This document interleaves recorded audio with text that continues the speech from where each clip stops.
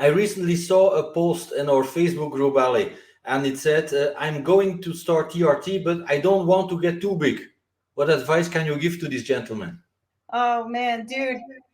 I have a lot of guys that I train that are on TRT trying to get too big, and they lift a lot, they eat a lot. They've been doing this for years.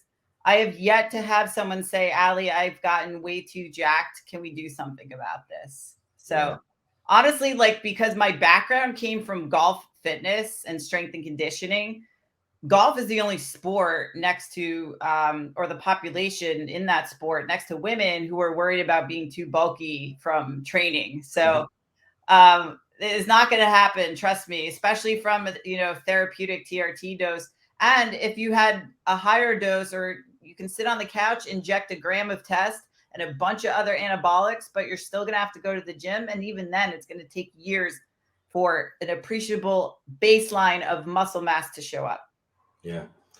It always amuses me when I see questions like that. I don't want to get too big, as if it's really that easy, right? Yeah, I know. Check out my TRT workout split or the ebook The Ultimate Guide to TRT Cream. Links to the merchandise shop in the description.